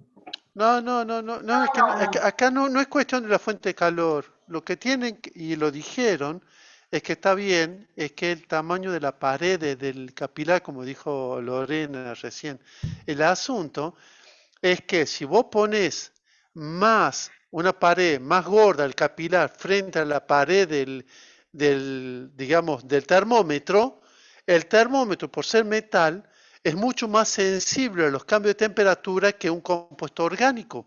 Por eso, para determinar bien el punto de fusión, tiene que ser la rampa de calentamiento del método que utilicen lo más lenta posible. Por eso sí, como dijo Loren hace un rato, se repite la determinación porque la primera, segundo se les pase, digamos, la primera vez se les pase el punto de fusión, en cambio la segunda ya van a saber más o menos cuándo es el punto de fusión o cuándo termina, entonces van a tener la precaución de calentar más lentamente cuando estén cerca de esa temperatura o ese rango de fusión. ¿Se entiende? O sea, la idea es, se usa capilar para que el espesor de la pared de vidrio del capilar sea exactamente igual o menos que la pared del vidrio que contiene el mercurio que forma el bulbo. Porque ustedes piensen que un metal es mucho más sensible a la temperatura que un compuesto orgánico. También está bien lo que dijo uno de los alumnos de que al ser más gruesa, demora más el calor en llegar. O sea que es como dice Carlos, al demorar más en llegar, nosotros estamos midiendo una temperatura errónea a la real de fusión, porque estamos midiendo la temperatura del líquido, que no es la misma a la temperatura que se encuentra dentro de ese tubo si tiene paredes gruesas. Fíjense en esta formita que tiene el tubo de Thiel, justamente es para que ese líquido circule homogéneo y tenga una temperatura homogénea en todo el líquido. Por eso se calienta en este extremo para que el líquido vaya girando y se homogeneice, no es que tenga una zona más caliente que otra. Otro tipo de elementos, que es una calorimetría de barrido. Esto lo que tenemos es una placa patrón o una placa no me sale el nombre, No sé. de referencia, es una placa de referencia que se va calentando conjuntamente con la muestra. Y lo que mide es la diferencia de temperatura entre esta placa de testeo de muestra y de la muestra.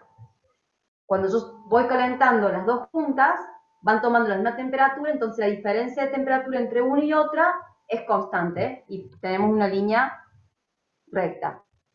Cuando la muestra empieza a sufrir algún cambio, o sea, un cambio reológico, porque hay compuestos que a medida que le damos temperatura cambia su estructura, toma otra forma, pasa de una forma a otra. Estos son cambios reológicos. Esto absorbe energía en donde en vez de aumentar su temperatura, utiliza esa energía para hacer ese cambio. Entonces, ya sea que se produzca un cambio reológico o un cambio de fusión, un cambio en su estado, va a distorsionar la diferencia de temperatura. La placa de muestra, la placa de comparación va a seguir aumentando su temperatura, mientras que el otro, en vez de aumentar, la va a usar para hacer ese cambio. Por eso es que se arman los picos. ¿Para qué se utiliza? Punto de fluidez. Para las sustancias oleosas que derivan del petróleo como aceites, no se mide el punto de fusión, sino que se utiliza mucho el punto de fluidez. Se empieza a enfriar y se va viendo cuáles son los cambios reológicos en intervalos de 3 grados, hasta que se llega a la temperatura mínima, que se aprecia el movimiento, que ese es el punto de fluidez. Y se utilizan alquitranes. En alquitranes, sí. En derivados del petróleo, aceite, alquitrán y demás. ¿Dónde utilizamos el punto de fusión? En lo que es investigación, para lo que es el control de calidad. Tanto en industria vemos las sustancias distintas, si son puras o no sustancias en industria, le podemos hacer lo que es determinación del punto de fusión. Y recién de lo que hablaba Carlos, para calibrar un termómetro, muchas veces se utiliza el punto de fusión de sustancias conocidas y puras. Medimos la fusión de ciertos compuestos puros y con eso logramos calibrar los termómetros. O utilizando un termómetro normalizado y comparamos. Profe. Sí. ¿Van a subir estas diapositivas? Si quieren lo subimos, chicos, pero no es más de lo que está en el libro. Sí, puede ser que sí. Sí, no hay ningún problema, yo les subo todo, pero no es más de lo que sale en el libro.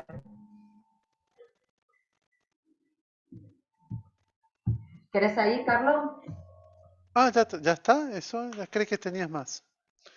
No. Yo iba a comentar algo. Ah, hay una pregunta. Si la viscosidad y el punto de fluidez son dos cosas distintas. La viscosidad es el estado en estado líquido.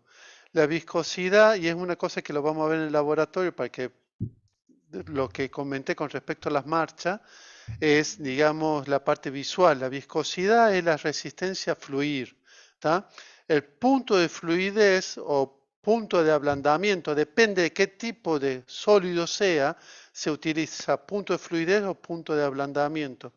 ¿Tá? Es cuando ya ese producto, ese sólido, ya empieza a perder, digamos, esa estructura sólida, entonces ya o se empieza a, podríamos decir, a desmoronarse su estructura y, digamos, empieza a, que no sé cómo decirlo, a chorrearse o, digamos, a desplazarse, o sea, a fluir, sí.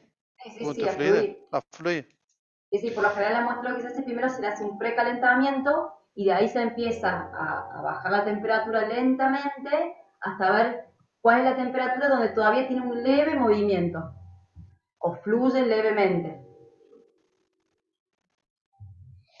Bien, bueno. A ver qué tengo. ¿Lo tengo abierto? Ah, sí, lo tengo abierto. O sea, esperen. Está ahí. Bien, entonces habíamos... bueno, punto de ebullición. Nos queda para ver. Vamos 73. Ahí, fíjate, Silvana escribió algo en el chat. Ahí me fijo. Y acá alguien escribió. Bien, gracias. De nada. Bueno, punto de ebullición. Otra de las... Hace un gol Argentina, ¿eh? ¿Cómo? Que avisen si Argentina hace un gol. Ah. Pues ya están jugando. Sí, ya Yo ganando 1-0. ¿Está ganando 1-0? Ah, bueno. Bien, gracias. Bueno, a ver, punto de ebullición. Recién Lorena estuvo hablando de, digamos, de la transición del estado sólido al estado líquido, que se llama punto de fusión. Punto de ebullición sería la transición del estado líquido al estado gaseoso. ¿Tá? ¿Cuál es la diferencia, la gran diferencia entre punto de fusión y punto de ebullición? Que punto de ebullición es digamos, una temperatura que es muy sensible a las condiciones externas. ¿Qué pasa? A ver, ¿dónde los puedo poner a ustedes? Ahí. Entonces, ¿qué podemos decir del punto de ebullición? Que es la temperatura a la cual existe el equilibrio entre el estado gaseoso y el estado líquido a una determinada presión. O sea, es cuando el estado líquido ya empieza, o sea, las moléculas en estado líquido ya empiezan a transformarse en estado gaseoso. Normalmente, digamos,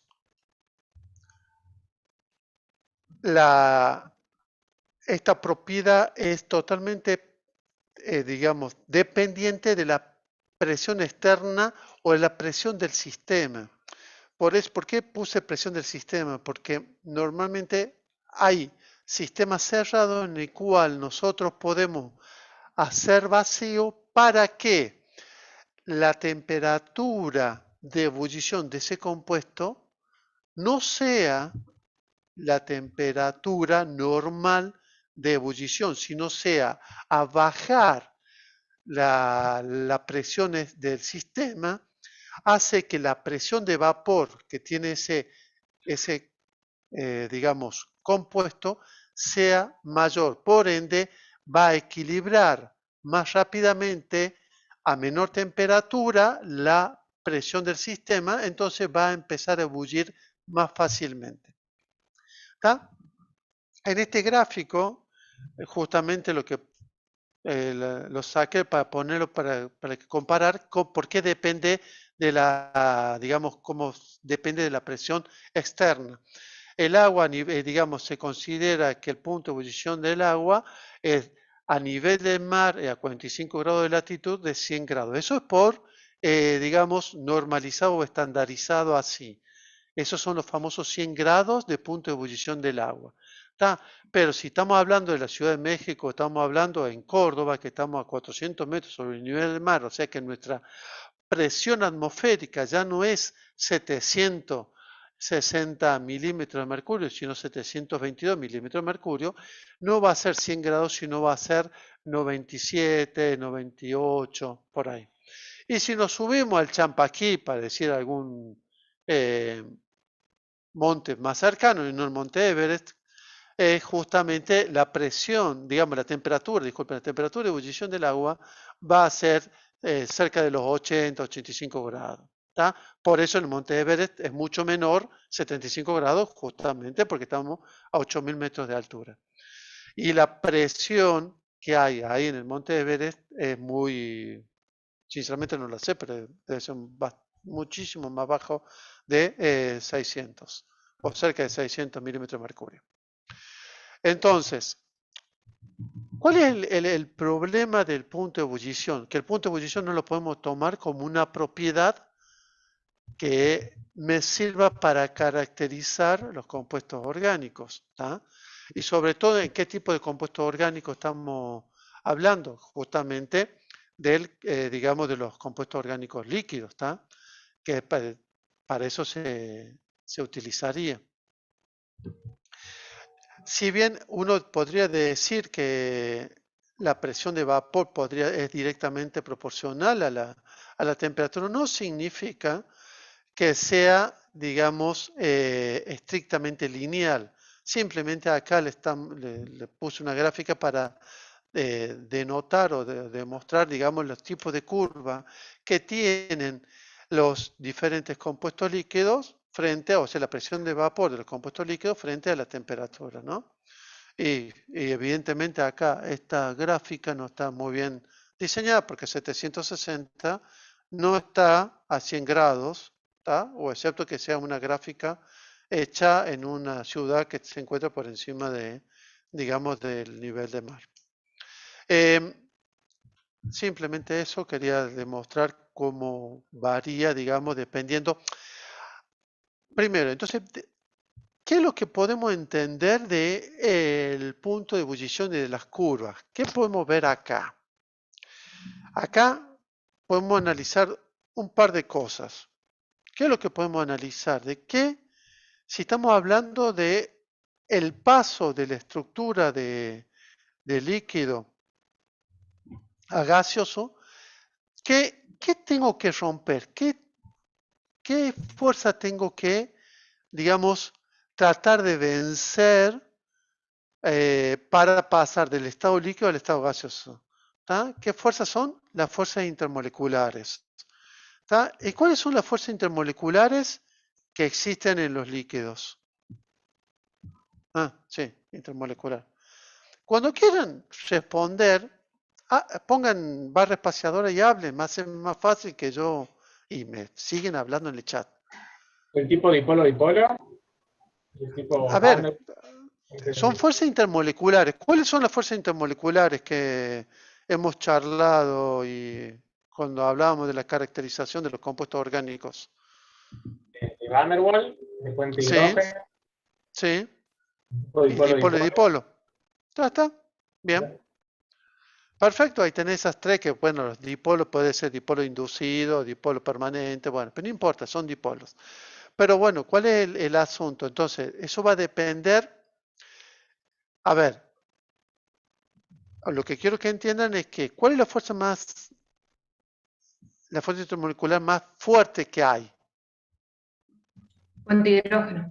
Puente de hidrógeno, exactamente, gracias. Entonces, aquellos compuestos que tengan, digamos, fuerzas intermoleculares de tipo puente de hidrógeno son los que van a tener, digamos, un punto de ebullición bastante superior a aquellos compuestos del mismo peso molecular que no posean, digamos, puente de hidrógeno.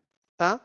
Por eso si comparamos, por ejemplo, el etanol y que tiene, digamos, 2 carbonos y un oxidrilo, con el propano, que en realidad los pesos moleculares, creo que el etanol tiene 2 más que el propano, es extremadamente diferente. ¿Y a qué se debe? Justamente al puente hidrógeno que forma el oxidrilo. ¿Tá? Entonces, lo que vemos es que justamente, fíjense, un éter que tenemos un carbono, un oxígeno y un carbono, que sería exactamente muy parecido a lo que sería la acetona o la propanona, ¿tá? Que son, en realidad, bueno, este serían 3 carbonos y un oxígeno. El éter no tiene fuerzas intermoleculares fuertes porque ese oxígeno que está en la estructura es, digamos, no genera posibilidad de generar dipolo ni a su vez genera puente hidrógeno. Por ende, justamente su punto de ebullición es muy inferior. En cambio, la acetona sí podemos generar un dipolo que sería en el carbonilo, donde se encuentra el oxígeno negativo y el carbono al cual se enlaza positivo. Entonces ahí genera, digamos, una atracción un poco más fuerte. Y fíjense, por supuesto el agua, cuando con el punto, digamos, el puente hidrógeno me genera una fuerte atracción entre las moléculas y justamente el punto de ebullición es extremadamente superior si lo comparo con, digamos, la acetona, el éter o el homólogo del mismo grupo que sería el sulfuro de hidrógeno. ¿Tá? Que el sulfuro de hidrógeno es un compuesto gaseoso, a pesar que el azufre es mucho más pesado que el oxígeno. Simplemente, ¿cuál es la diferencia? Que digamos, la fuerza del puente de hidrógeno que me genera el agua es muchísimo mayor que el puente de hidrógeno que me puede generar el sulfídrico, porque encima, digamos, el sulfídrico no tiene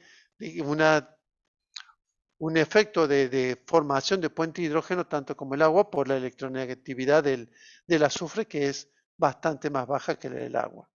Y el bromobenceno, la diferencia fundamental es simplemente porque tenemos digamos, un peso molecular muy superior a los otros estos compuestos que estamos comentando.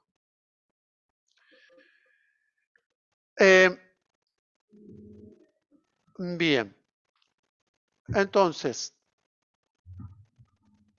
dijimos que el punto de ebullición en realidad es una propiedad, si bien no lo podemos utilizar para definir qué tipo de compuesto es, sí la podemos utilizar para orientarnos a ver si ese compuesto se supone que está puro o no. ¿Qué quiero decir con esto? Que también, al igual que el punto de fusión, podemos encontrarnos con mezcla de compuestos. Y lo que les voy a mostrar ahora, esta gráfica, que es una gráfica binaria, es cuando tenemos justamente la mezcla, digamos, de dos compuestos. ¿Tá? Por supuesto, cuando estamos hablando de una mezcla binaria, significa que esos compuestos son solubles entre sí. Si no son solubles entre sí, esos compuestos van, digamos, a actuar como si fueran cada uno compuestos puros por separado. ¿Tá? Esa es una diferencia que hay que entender. Cuando hablamos de mezcla binaria, significa que estamos hablando o estamos caracterizando o analizando lo que sería una solución, ¿tá? A diferencia de una mezcla. Si estamos hablando de mezcla, estamos hablando de que hay, digamos, macroscópicamente podemos ver que hay una interfase entre digamos, un compuesto y otro. En este caso, no, estamos hablando de una solución. Entonces, ¿qué es lo que vemos de acá? Tenemos el punto de ebullición, igual que la gráfica anterior, que son mezcla binaria, que tenemos dos componentes. Acá tenemos un punto de ebullición, que acá lo estamos marcando. ¿Dónde está? Oh, anotar. Déjenme a ver si dónde estaba yo que hacía dibujar. Acá. Acá tenemos el punto de ebullición de B, punto de ebullición de 115 grados, puede ser todo bueno. Acá tenemos un punto de ebullición de A, que ¿cuánto? Tiene 80 y algo, bueno, puede ser benceno. Bien. ¿Tá? Esto significa, cuando lo estamos graficando acá, significa que esto es 100% puro B, y acá tenemos 100% puro A. Y acá, en la, digamos, en la abscisa, vamos a tener, digamos, la diferente composición, de que va desde 100% B hasta 100% A. Por eso esto es la fracción molar de A en este caso. Y si hacemos para allá, sería la fracción molar de B. O sea, para acá crece B y para acá crece A. Por eso se pone fracción molar 1. ¿Qué es lo que podemos analizar? Acá tenemos lo que se considera, lo que después vamos a ver cuando veamos destilación, una destilación simple o una etapa. Es decir, yo tengo un líquido, empiezo a calentarlo, no, o sea, no importa la fracción molar, pero yo tengo un líquido que empiezo a calentarlo y va a llegar a un momento en el cual ese líquido va a empezar a ebullir. Acá, en este sector, en esta, digamos, curva, o en esta unión de estas dos curvas, vamos a tener lo que se considera ahí empieza lo que se considera el equilibrio líquido-vapor. Acá tenemos líquido, acá tenemos vapor sobrecalentado. Pero ¿qué entendemos acá? Que en cualquiera de estos puntos yo voy a trazar una recta horizontal, entonces voy a tener un líquido con esta composición y un vapor con esta composición. ¿Tá? Entonces, acá A, digamos la composición de A, la voy calentando, voy a llegar a B, que va a ser la misma composición de A, pero el vapor el vapor que se está generando, o sea que ya empieza a formarse la burbuja y ebullir, digamos, va a tener justamente una composición de C. ¿Por qué? Porque va a estar, lo que se dice, va a estar enriquecido en el componente más volátil. ¿Tá? Entonces, si yo a eso lo condenso, que eso ya lo vamos a ver más adelante, en destilación, vamos a obtener lo que se considera, todo esto, una etapa de destilación o una destilación simple. Es decir, ebullo, obtengo un vapor y obtengo, digamos, ese vapor lo condenso y obtengo este líquido. Entonces, este líquido se llama destilado. Por supuesto, después se me va a ir corriendo la destilación hacia acá. ¿Por qué? Porque se me va a ir consumiendo la concentración del más volátil. ¿Estamos? O sea que esto sería una sola, lo que se considera una sola etapa y en un solo momento. Bien. Entonces. Perfecto. Ya estoy aprendiendo cómo usar esto. Bueno, entonces, ¿cómo lo determinamos? ¿Cuáles son los métodos que se utilizan en el laboratorio? En realidad nosotros podemos llegar a usar dos. En realidad es este y el otro que sería el micrométodo, pero el de determinación por ebullómetro. Bueno, ¿cuál es la característica del ebullómetro? Bueno, acá, fíjense, recuerdan que nosotros tenemos dos tipos de termómetros. Bueno, si yo uso un termómetro de inmersión total, acá yo tendría que hacer lo que se considera una corrección de columna emergente. ¿tá?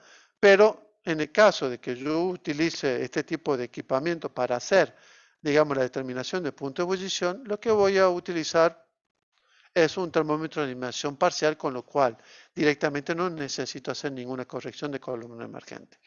¿Y cuál es la característica de esto? Simple, que lo que yo voy a ver o a analizar es cuando, digamos, el líquido empiece. ¿Por qué yo utilizo? Esto se llama condensador. Este se llama condensador, en realidad se llama, de acuerdo a cómo está puesto, esto se llama condensador de reflujo, ¿tá? Porque yo lo que quiero es que se llegue a un equilibrio.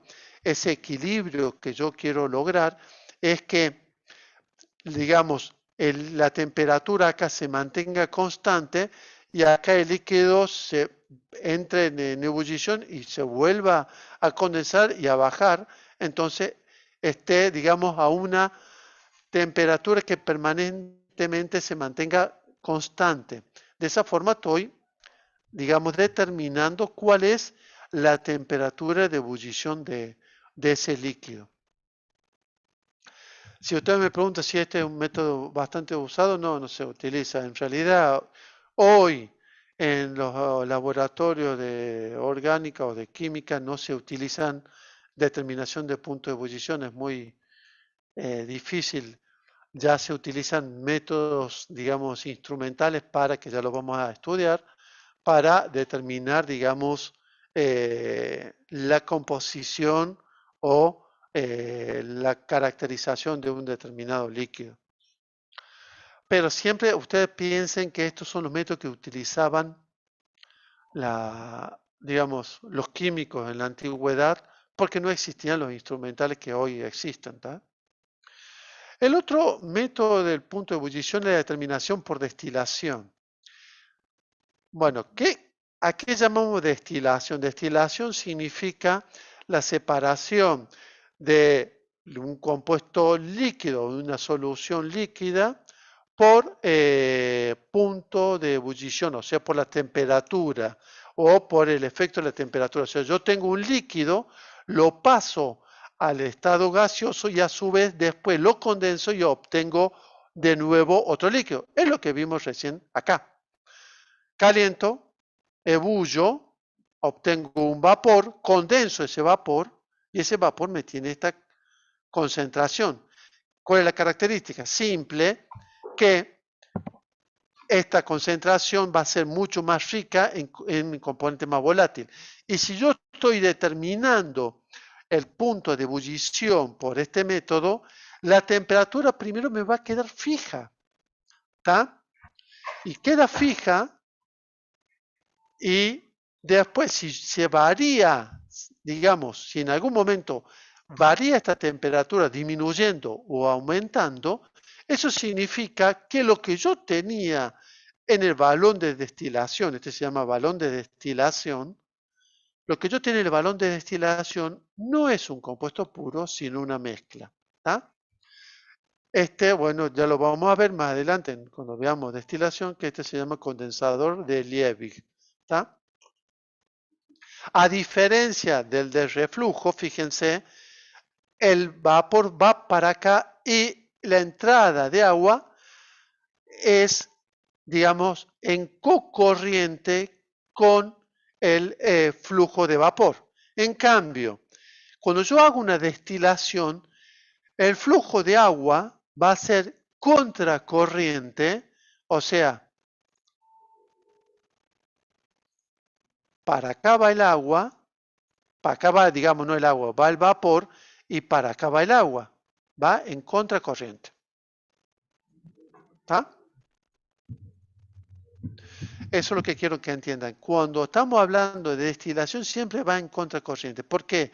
Porque yo lo que quiero evitar, yo lo que necesito es que todo el vapor que me genere se me condense, se me genere líquido para recolectar ese líquido. En cambio, acá, yo lo que necesito es que no se me vaya el vapor para arriba, sino que cuanto antes se condense mejor. Por eso lo hago cocorriente. Bien, ¿Cuál es la característica del armado de esto? Simplemente para que vean que el bulbo del termómetro, ¿dónde va? Siempre va, como dice acá, que la terminación del bulbo tiene que ser donde empieza el codo del matraz de destilación. ¿Estamos? Y la característica que tiene que tener, que siempre, acá no me olvidé de dibujarlo, es que tenga una gotita de líquido. Eso significa que estamos justamente en esta etapa, líquido-vapor. Esto es un equilibrio.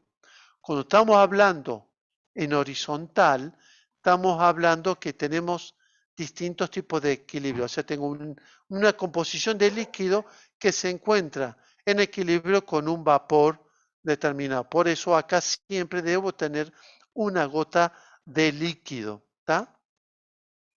Y si yo tengo una gota de líquido y esa temperatura nunca se me mueve, lo que yo obtengo acá es la misma composición de la que tengo acá. Y de ahí puedo determinar si, digamos, el compuesto es puro o no. Pero como estamos trabajando con, digamos, con punto de ebullición y sabemos que depende de la presión, por ahí justamente puede variar, si bien no varía mucho la presión durante el día, pero puede variar algo, entonces la temperatura puede variar también un poquito. El micrométodo, ¿cuál es? Es muy parecido al método de punto de fusión. Nada más que acá se utiliza un capilar que se mete dentro de un tubito que es poquito más grande que el capilar, al cual yo le pongo justamente el líquido. ¿Está? Y lo pongo, digamos, lo ato, lo uno al termómetro y ese lo pongo dentro del tubo de Thiel que usamos, el mismo tubo de Thiel que usamos para determinar el punto de fusión. Pero ¿cuál es la característica? Simple es, yo pongo, dado vuelta, acá se fija el capilar está cerrado en el extremo superior y abierto en el extremo inferior. Y como yo lo pongo digamos, acá lo que voy a tener es aire, bueno, cuando empieza a ebullir este compuesto, van a ver que justamente empiezan a salir gotitas de aire. Esas gotitas de aire me están diciendo que justamente ahí empieza se debe tomar la temperatura que sería el punto de ebullición del líquido que tenemos digamos, que estamos midiendo. Ese sería el micrométodo, es el método que se va a utilizar en el laboratorio para que lo tengan presente y es, digamos, dentro de los métodos para determinar el punto de ebullición, es el más simple y el más usado a nivel laboratorio. Una consulta. Sí, Pi. Ese método que recién explicó, en el apunte puede ser que diga método de Sibolov. Sí, y ahí lo decía. Estaba escrito abajo a la derecha. Gracias. Bueno, eso es lo que tengo punto de ebullición. Entonces, como para cerrar un poquito el tema de punto de ebullición no es una propiedad física que permita caracterizar o se utilice para caracterizar un líquido. ¿Está? Me puede dar una idea, pero no sirve para determinar si es puro o impuro. Esto es fundamental. ¿Por qué? Porque depende mucho de qué. Va a depender mucho de la presión externa, como también va a depender de la solución propia, o sea, de ese líquido. Si tiene un poco está contaminado un poco o está contaminado mucho, porque va a variar, digamos, el rango de destilación. Entonces, no es, digamos, una propiedad que se utilice para caracterizar líquido. Sí se utiliza justamente el punto de ebullición para separar líquidos, que eso sería el proceso denominado destilación, que es lo que vamos a ver de acá a 4 semanas. ¿Alguna otra pregunta? Ya son 70. Ya son las 9:30 y son 70. Bueno, 9:30. Profe, yo tengo una pregunta, pero es más de curiosa. En el método que mostró antes, que aparece en el libro como método de destilación para el punto de ebullición, dice que se colocan trocitos de piedra pómez o cerámica. ¿Para qué Sí. se Bien, pone? buena pregunta, está buenísima, me encantó, no me olvide de decirlo. Lo que se utiliza, lo que es las partículas, puede ser piedra pómez, cerámica, qué sé yo. La idea de ese sólido, que por supuesto tiene que ser no reactivo, inalterable con la temperatura y que no reaccione con o sea, que no reaccione con el líquido, la idea es generar lo que se considera puntos calientes.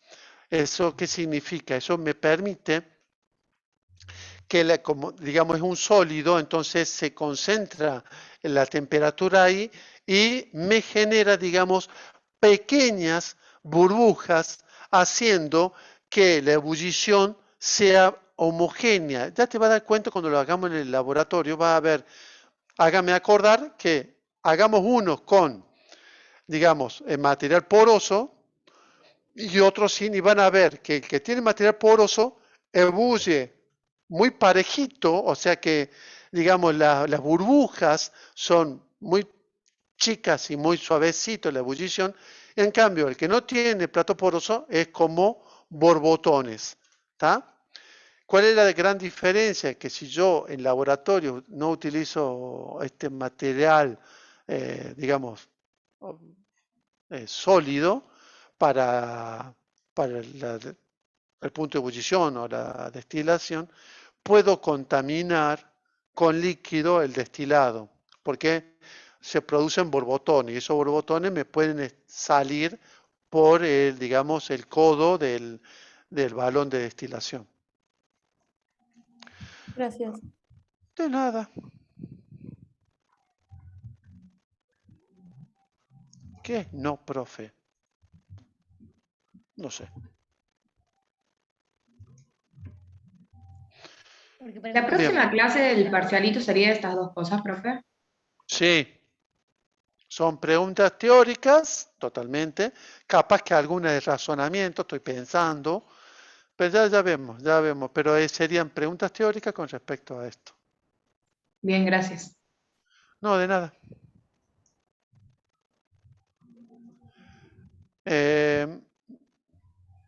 Lore, ¿algo? ¿Algo más? Creo que no. Estoy viendo los chicos que no ¿Silvana? les sale el parcialito. Creo que nos sale en los parcialitos que tenemos en el V. Cuando cliqueamos, nos sale ahí quiénes lo hicieron y quiénes no. Ya enseguida voy a corroborar si están los chicos que me dicen que no tienen la nota. A lo mejor no se cargaron donde salen las notas, pero sí tenemos nosotros. Cuando cliqueamos en el parcialito. ¿Se entiende o no? Más o menos. Acuérdate que yo no revisé las calificaciones.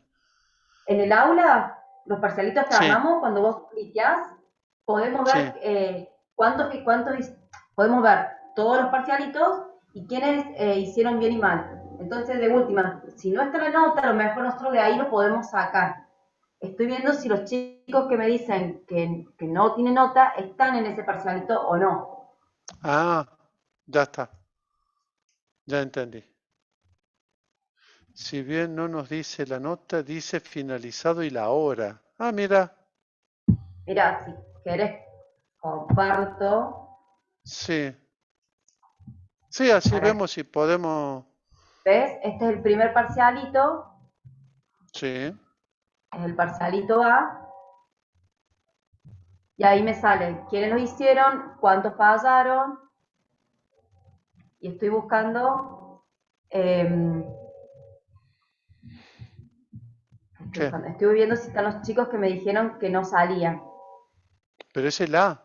Ah, sí, el A. Es el A. ¿Está bien? ¿Sí, sí? ¿Y quiénes son? El grupo A dice Lucas Martínez. Sí, Lucas Martínez, Tomasi, Dragota, Ochoa, Jalef, Tomasi. Acá estaba Tomasi. Acá estoy anotando y estoy buscando.